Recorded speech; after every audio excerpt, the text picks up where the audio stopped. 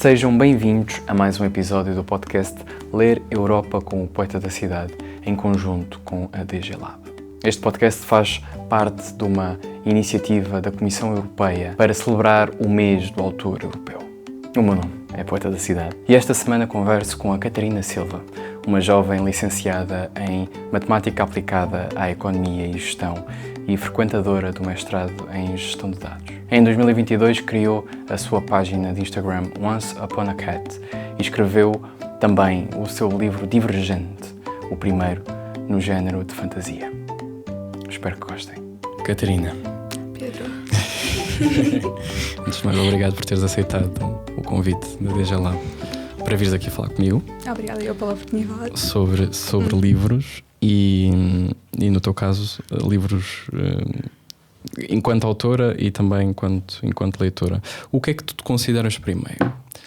É uma pergunta um bocado parva, porque obviamente que não é bem aquele do o que é que veio primeiro, a galinha ou o ovo, porque uma pessoa não consegue ser escritora sem ler. Mas o que é que tu em que é que tu sentes maior prazer, em primeiro lugar? Na escrita ou na leitura? Eu acho que vem um bocadinho em ondas. Eu acho que depende da altura da vida. Acho que não haveria Catarina escritora sem Catarina leitora.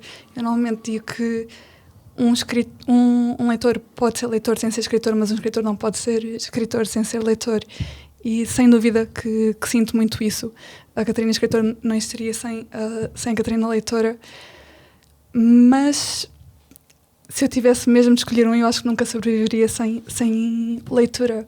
Só que eu acho que um escritor não escolhe ser escritor. Eu normalmente também digo que um escritor não é tanto por querer, mas por precisar de escrever que escreve. Corrija-me se não sentires a mesma coisa. Mas Sinto. Sinto que é muito por necessidade que vem escrita. E depois, obviamente, que livros inspiram livros e arte inspira arte. E nesse sentido, a Catarina leitora claramente que é influenciada pela Catarina escritora e vice-versa. Então, e conta-me como é que uma pessoa que tirou uma licenciatura em Matemática Aplicada e que está a tirar um mestrado em Ciências de Dados e, portanto, calculo eu que o percurso no secundário foi... Estás a ouvir? Desligou-se. Power off. Mas ouves-te bem à mesma. Okay. Ficou sem bateria o noise cancelling. Portanto, eu calculo que o teu percurso tenha sido também de ciências no 12º. Conta-me um bocadinho da tua infância. Como é que tu, para teres seguido o caminho da ciência e da matemática, mas ao mesmo tempo mantendo este carinho pela leitura e pelos livros e depois eventualmente pela escrita, o que é que aconteceu na tua infância para que esta sopa se tivesse feito? Eu, por acaso, descobri o gosto pela leitura assim mais fervoroso por volta do meu 7º ano, 8º ano. De facto, tenho a sorte de ter um pai que também seguiu o caminho da escrita. O meu pai já publicou livros e ele teve sempre aquele bichinho de passá-lo para os filhos. Poesia ou também ficção? Ficção histórica, neste caso. Okay. Mas de facto foi daquelas coisas, aquelas heranças que não passou nem para mim e para o meu irmão. Passou-me a mim mais tarde, de novo, por volta do 7º, 8º ano, só que também foi de facto, o mundo dos livros é um mundo tão extenso, tão vasto, e de facto nós temos gostos bastante divergentes, mas de qualquer das formas, de novo, estamos no mesmo mundo nesse sentido. Mas sim, de facto, ele foi-me sempre ali alimentando o bichinho, só que pegou mais tarde.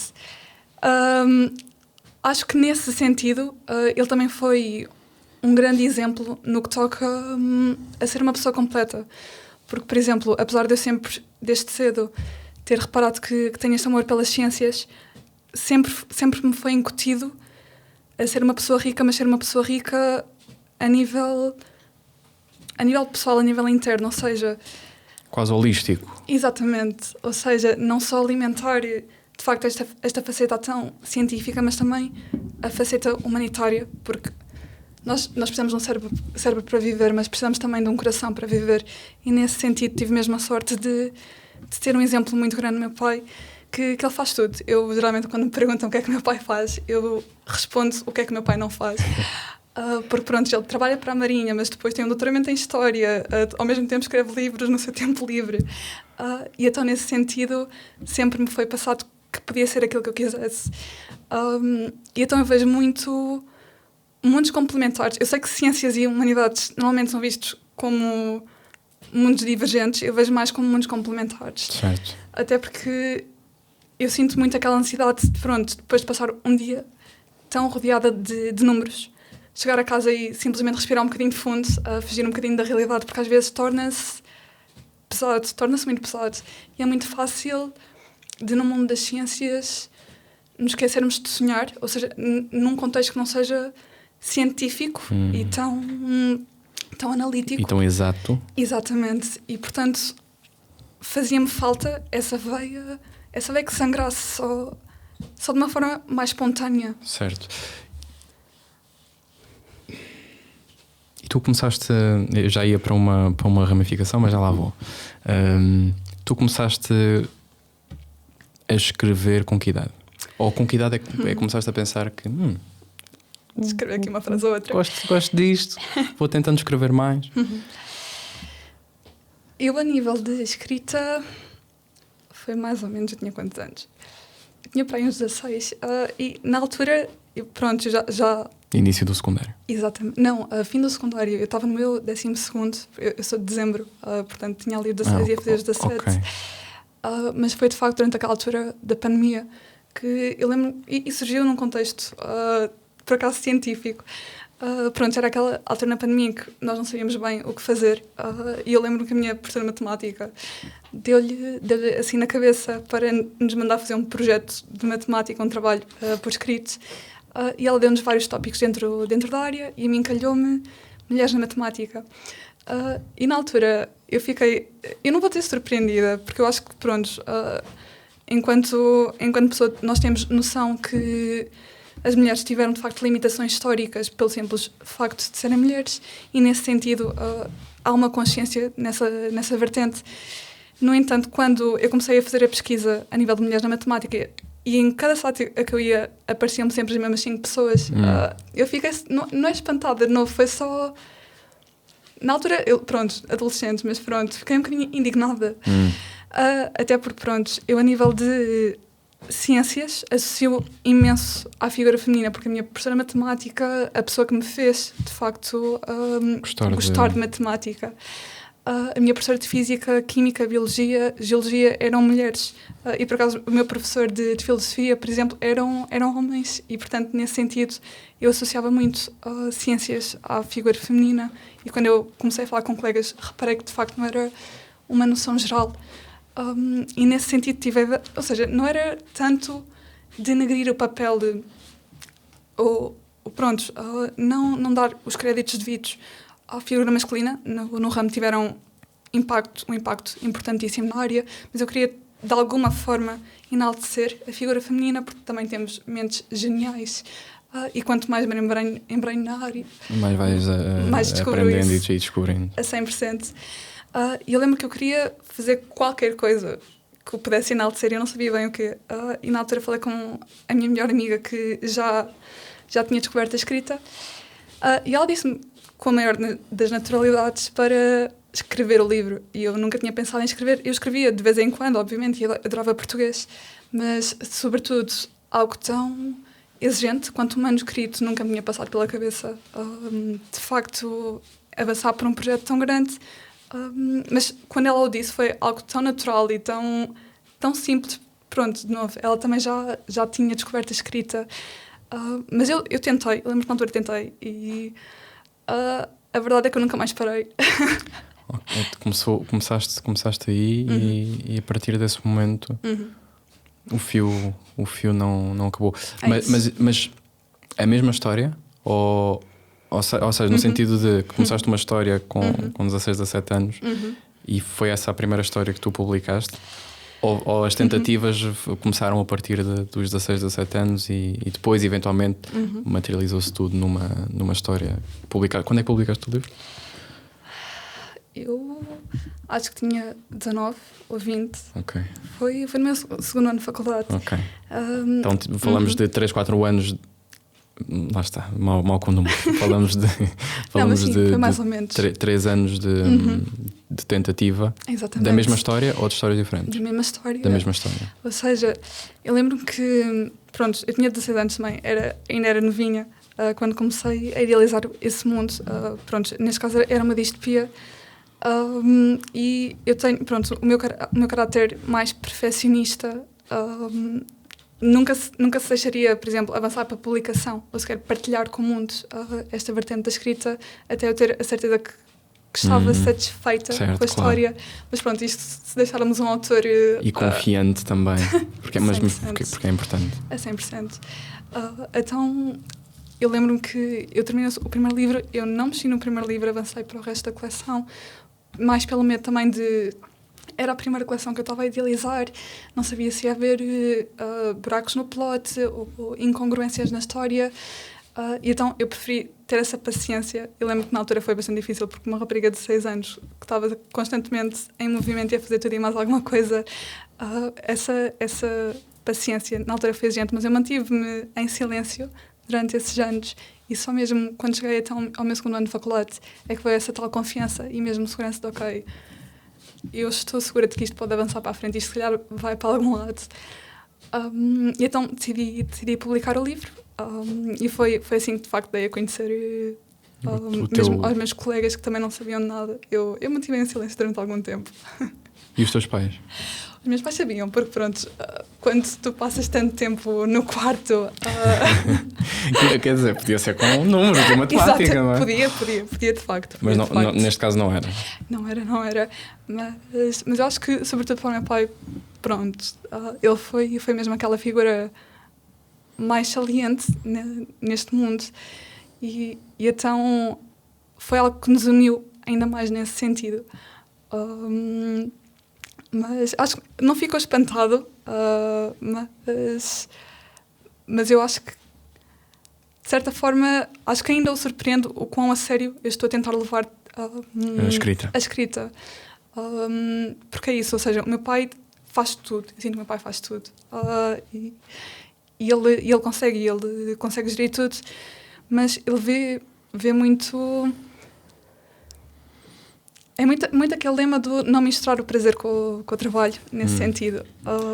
Um bocadinho também a ideia de que se calhar, e que está certa, de que é muito difícil viver-se da escrita 100%. Em Portugal. E portanto também pode ser uma tentativa de proteção, não é? Sim, eu acho que nesse sentido foi mais essa surpresa de ok, ela está mesmo a tentar levar isto a sério, mas eles são 100% os meus maiores apoiantes nesse sentido. Eu, pronto, também tenho a sorte de eu adoro aquilo que eu faço a nível profissional, e não trocaria isso por nada, mas acho que a nossa realidade muitas vezes nos faz esquecer de sonhar, e eu acho que o mundo precisa de mais sonhadores. Claramente precisa de mais sonhadores, porque quer dizer, todas as realidades já foram sonhos, certo, nesse sentido. E a escrita claramente que me permite respirar fundo a 100%. Voltamos à questão do deixa de ser só um porto seguro, passa mesmo a ser uma necessidade. Voltamos à questão do eu sinto que os escritores não escrevem tanto por querer quanto precisarem. E é nesse sentido que de facto acho que a paixão dele, quando ele viu que de facto para mim é fácil a consumir. Uma ramificação primeiro. Força. Tu sentes que tens liberdade criativa dentro da matemática? Ou seja, se tu olhas para os números e vês neles a mesma panóplia de possibilidades que vês nas letras? Vejo, porque eu sinto que a ciência permite-nos viver. Eu sinto que a ciência nos permite sobreviver, sinto que as letras nos permitem viver. E nesse sentido eu sinto que, mesmo em matemática, é claro que tu consegues sonhar em matemática, tu consegues sonhar em aplicações para algoritmos, consegues pensar em 1001 aplicações que matemática pode ter na tua vida prática e facilitar a tua vida prática 100%. Nós não éramos... nós não seríamos... Onde estamos hoje exatamente, claro, sem os avanços científicos que nós tivemos. Mas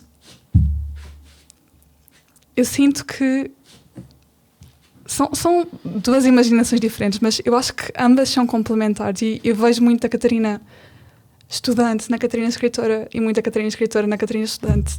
Porque, por exemplo, na minha vida, pronto, académica, é a parte da escrita e a parte literária que me permite pensar fora da caixa ou adaptar-me constantemente às mudanças ou às exigências de um certo cliente. Ao mesmo tempo, por exemplo, na escrita, quando estou a desenvolver plots, eu preciso pensar de forma metódica, porque há certas regras que são sendo imaginárias ou não, é preciso ser cumpridas, ou mesmo organizar ideias soltas. E nesse sentido, eu sinto que são dois mundos muito complementares. Sim, percebo. Ok. Imagina, eu que sou uma pessoa... Eu tenho uma história engraçada. Conta. Que eu, quando entrei na faculdade, entrei, como te disse, estou a acabar o meu curso de Linguística, mas entrei, quando saí do secundário, a primeira licenciatura que tentei fazer foi em Estudos Gerais, na Faculdade de Letras. Estás familiarizada? Se me quiseres dar um contexto. É uma licenciatura em que tu podes tirar todas as cadeiras, de todos os cursos, de todas as faculdades da Universidade de Lisboa. Uau. Em termos, digamos, no papel, na teoria, ótimo. O problema é que cada curso não guarda um conjunto de cadeiras só para este curso. Portanto, tu depois vais fazer o teu horário e não tens vagas naquelas cadeiras que queres. Mas pronto, uma das isto sou eu com 18 anos que não sei bem o que é que quero fazer da minha vida. E quando fui fazer o meu horário, pensei, imagina uma resma A4 com todas as cadeiras de todas as faculdades da Universidade de Lisboa, e eles deram-me aquilo para a mão e dizem, olha, escolhe. Eu, okay, então, arranja-te. Lógica. Na Faculdade de Letras. Eu assim, tive 17 no exame de Filosofia. Tenho que dizer, isto vai ser fácil, isto vai ser canja para mim. Lógica. E depois houve uma altura em que eu queria muito ser astronauta. Uau! Mas imagina, eu tinha tido um 3 no 9º ano de matemática e depois nunca mais toquei em números. Mas havia uma cadeira na Faculdade de Ciências que era Astronomia e Astrofísica, e eu pensei, bora! Isto e next step é NASA. Eu vou botar na NASA assim. Então, e depois tinha outras cadeiras de literatura. Mas quando entrei em Lógica, as primeiras semanas era a Lógica filosófica normal, e depois numa certa aula introduz a Lógica matemática. E eu começo a olhar para aquilo e ele começa-me a pôr os números com letras. E eu estou perdido. Eu fiz um exame, tive 2 e pronto, vou desistir disto. E depois em Astronomia e Astrofísica também aconteceu exatamente a mesma coisa, quando eu percebi que também era muito à base de números. Portanto, para mim é muito difícil sair porque sou uma pessoa muito mais que encontra nas palavras e nas letras muito mais possibilidades criativas do que nos números, e é fascinante para mim ver como é que alguém que olha para os números da mesma forma ou que olha para as letras vê o mundo. Imagina, eu vejo muito, sobretudo matemática, e isso que sempre me fascinou em matemática. Eu sinto que é como um jogo, que as primeiras vezes que tu jogas aquele jogo, tu vais perder o jogo. Tu vais perder o jogo porque tu não conheces as regras. Mas a partir do momento em que tu conheces as regras, tu podes fazer tudo o que tu quiseres dentro do jogo. E nesse sentido, é reconfortante matemática. Porquê? Porque, e de novo, isto vai voltar à minha vertente mais controladora, mas há sempre critérios que tu podes atingir de forma a atingir um certo resultado. E esse sentido de controle, esse sentido de alívio, de há algo que eu posso fazer, era reconfortante, pelo menos para a Catarina, de 14 anos, quando escolheu a sua área. Eu ainda o encontro, pronto, entretanto vais para a faculdade e matemática... Muda um bocadinho de... Muda um bocadinho, tu achas que conheces matemática e de repente não... A 100%. Mas é isso que eu gosto. No mundo das ciências, no geral, ou seja, permite alcançar coisas absolutamente fenomenais através de ideias que vieram de ti, não, mas da tua compreensão do mundo. E claro que, de novo, há tantas interpretações para o que é a tua compreensão no mundo, e isto também muda de dia para dia, muda de humor para humor, mas saber que a matemática, mesmo que tu vás descobrindo todos os dias coisas novas da matemática, é reconfortante ter esse sentido de eu conheço-te, tu não vais mudar. Há esse conforto de não mudar, mas estás constantemente a mudar com essas regras. As regras não mudam, mas tu é que consegues encontrar formas de manipular. É isso. Ok. O que é que tu lias quando decidiste começar a escrever? Quais eram os teus autores favoritos? O que é que... Porque nós falamos de pandemia. Tinhas TikTok na altura? Não. Tens TikTok agora? Agora tenho TikTok. Agora tens TikTok, ok. Então, mas não estavas a par então do BookTok? Na altura também, em 2020, não era bem ainda uma cena, é verdade. Não, mas foi quando explodiu. Mas sim, foi. Mas isto para dizer que isso não foi uma coisa que te influenciou necessariamente? Não, ou seja, eu não sou... Isto é sempre o disclaimer que eu dou aos meus leitores. Eu não sou a mais dada a redes sociais. Eu tento e estou neste momento a tentar ao máximo, mesmo para manter esse contacto com eles. Eu sinto que é bastante gratificante essa ponte que é estabelecida. Eu passei os últimos 4 anos atrás do caderno e da calculadora e, portanto, nesse sentido, ir para a frente da câmara não é o meu primeiro instinto. Claro. Mas eu tinha Instagram na altura e, de novo, não foi talvez uma influência, mas eu acho que é uma plataforma que permite edificar muitas pontes nesse sentido e de unir leitores. Claro que há sempre as partes más, mas se uma pessoa se focar nas partes más, entramos em espiral, e é uma espiral que vai sempre a descer. E permite edificar muitas pontes entre leitores e dar a conhecer muitos títulos, que eu acho muito importante. Do que é que eu lia? Ok, a tua pergunta era o que é que eu lia na altura.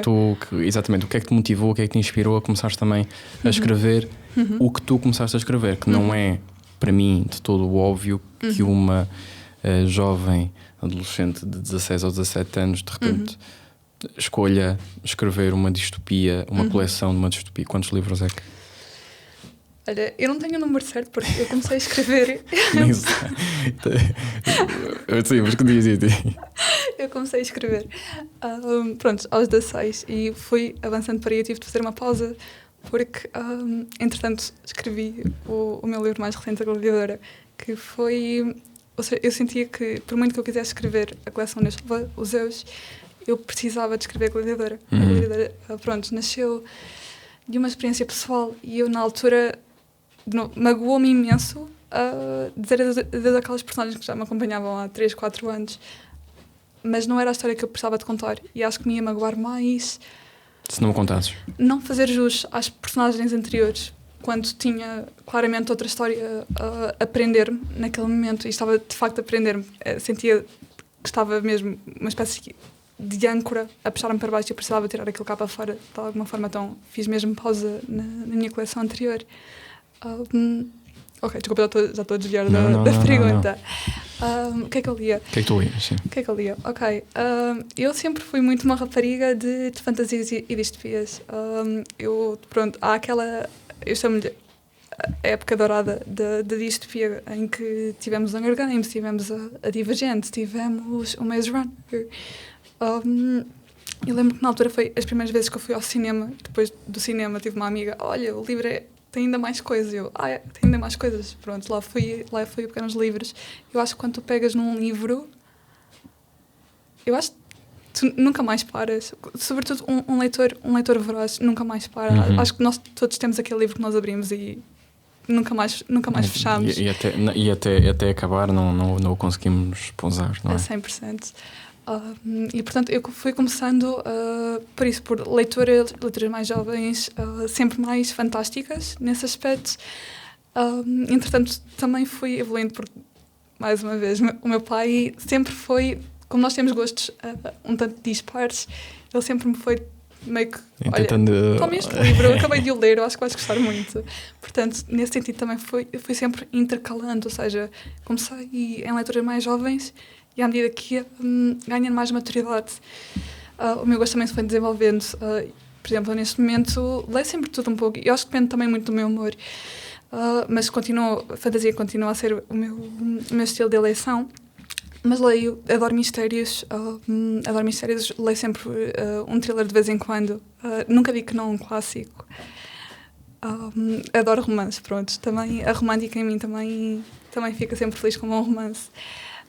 Mas claramente que fantasia continua a ser o meu estilo de eleição.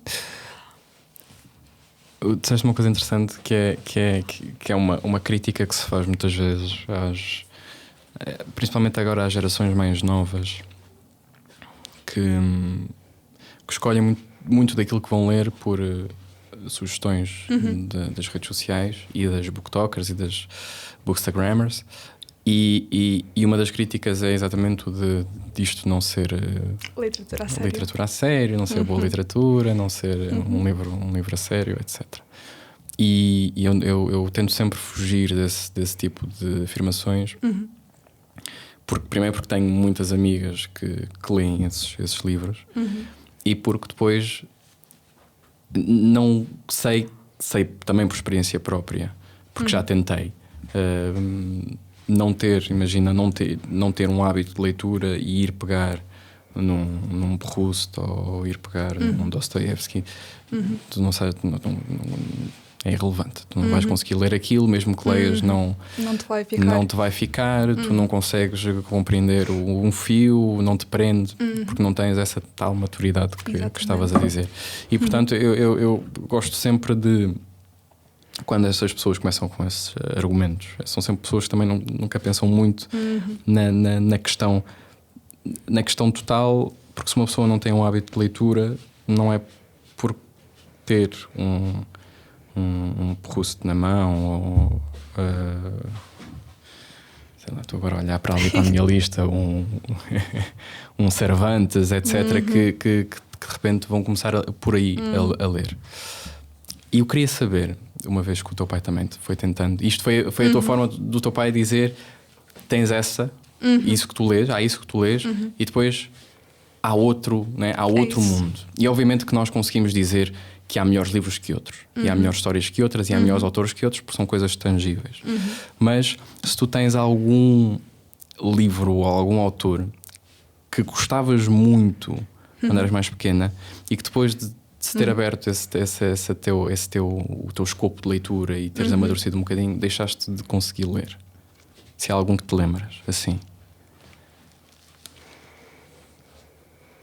Eu acho que não, mas voltamos também sempre à questão do... Eu também, ou seja, se eu fosse pegar provavelmente em alguns livros que eu li quando era mais nova, eu agora ia olhar do género, o que é que eu andava a ler? Por exemplo, se calhar hoje em dia não leria, sei lá, uma Anna Todd com o After, que na altura eu lembro-me que eu estava no 10º ano para aí e estava completamente na berra, e nesse sentido eu ia mais pelas influências das minhas colegas, nem tanto pelas redes sociais, mas mais pelo que andava à minha volta. No fundo é a mesma coisa. É a mesma coisa, de influenciado na mesma. Mas porquê é que não lerias agora esse? Talvez uma questão de gostos. Okay. Acho mesmo uma questão de gostos. Nunca mais voltei a pegar num livro de novo, e já lá vão, não sei, desde o meu 10º ano, já lá vão uns anos. Portanto, não sei se seria uma questão, por exemplo, de escrita, talvez já não me identificasse com a escrita dela, ou com a própria história. Também já não tenho assim uma recordação tão grande da história. Sim. Mas claramente que, de novo, acho que há livros para idades e idades nesse sentido. Não que alguém mais velho não possa ler esses livros. Eu acho que nós devemos ler o que nós quisermos, apesar de tudo. Acho que isso é o mais importante nesse sentido. E é isso que estavas a dizer, do género. Não é por ser o que é considerado literatura a sério ou não é literatura a sério. Se tu não estiveres no mindset correto para estar a ler esse livro, não te vai entrar. E acho que, acima de tudo, um livro deve-te fazer sentir. Também deve fazer pensar, não é essa a questão, voltamos sempre a essa questão. Mas, por exemplo, eu vou dar um exemplo de quando eu estou durante a época de exames, e sobretudo durante a minha licenciatura, eu não tinha o espaço mental para estar a ler algo tão pesado, um Saramago que é absolutamente brilhante, e eu não tiro de todo o crédito, mas eu não ia estar com o espaço mental, claro. E não me ia estar, de facto, a entrar. E eu acho que nesse sentido, obviamente que tu deves dar o espaço e deves dar a atenção que o livro merece. Isso não descredibiliza os outros livros. Exato. Porque acho que nem que seja para um livro ser simplesmente um conforto para ti, o livro certo na altura certa, isso não torna... Mas sim, há livros cujo objetivo é também ser um conforto, da mesma forma que há filmes cujo objetivo é ser um conforto, e séries cujo objetivo é ser um conforto e não ser uma extrapolação, uma extrapolação de uma verdade maior do universo, certo? Sim, é 100%. E nesse sentido, eu nem ligo quando as pessoas dizem isso não é literatura a sério. Ok, então não leias, não é um livro para ti. Está tudo bem, cada um lê o que quer. Acho que acima de tudo há essa vertente do respeito. E depois queixamos se é porque os miúdos estão a ler, é porque estão a ler, se é porque não estão a ler, é porque não estão a ler. Isto vai sempre haver queixas de alguma forma, portanto, sinceramente, leiam o que quiserem. Eu acho que, acima de tudo, desde que vos faça sentir, desde que vos faça pensar, esse é o propósito de uma história. E seja qual for a história que fica contigo, o importante é que ficou. Certo. E nesse sentido, acho que é isso o importante. Okay. Então, uma vez que estamos a celebrar o mês do autor europeu, gostava de te pedir algumas sugestões, dentro, obviamente, disto que lês, mas também se tiveres sugestões fora, estás à vontade, de autores e dos livros de autores, pode ser só um também, se quiseres, e que me digas o porquê de teres escolhido esse autor e esse livro. Olha, eu escolhi 2 autores europeus. Portanto, temos o Carlos Ruiz Zafón, com A Sombra do Vento, que foi uma recomendação do meu pai, e eu gostei imenso. De novo, eu acho que se fosse, por exemplo, uma biblioteca, uma livraria, não seria o primeiro livro que eu peguei, mas eu acho que também é essa parte engraçada de gostos diferentes e de sugestões e principalmente sugestões de pessoas em quem tu confias e que te conhecem. A 100%. Sim, porque também é essa. Eu também dou recomendações ao meu pai. Isto uma pessoa aprende. Acho que, de novo, desde que leiamos coisas que gostamos. Mas pronto, foi de facto um livro que me surpreendeu muito. E ele, de facto, ele é ficção. E ele, ao mesmo tempo, introduz, de certa forma, aqui alguns elementos fantásticos dentro da própria narrativa, porque isto fala acerca de uma biblioteca secreta. E é de facto uma narrativa bastante gira e dá para entrar e mergulhar no ambiente de Barcelona em 1945, se não me engano.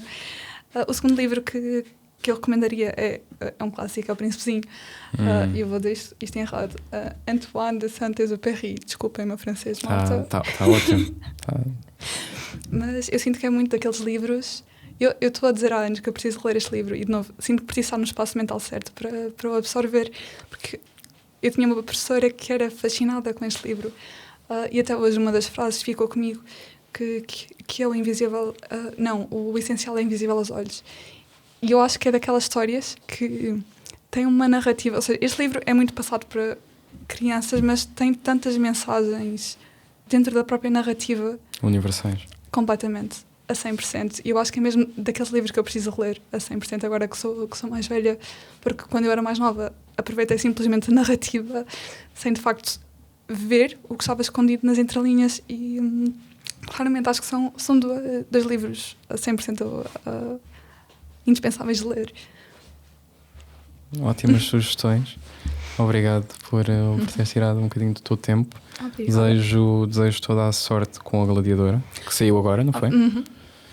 Sim, senhora. E portanto as pessoas podem comprar. Eu vou ver se a leio também. E obrigado por teres Obrigada, eu, Pedro. falado aqui um bocadinho comigo. Obrigada. Até à próxima. Até à próxima.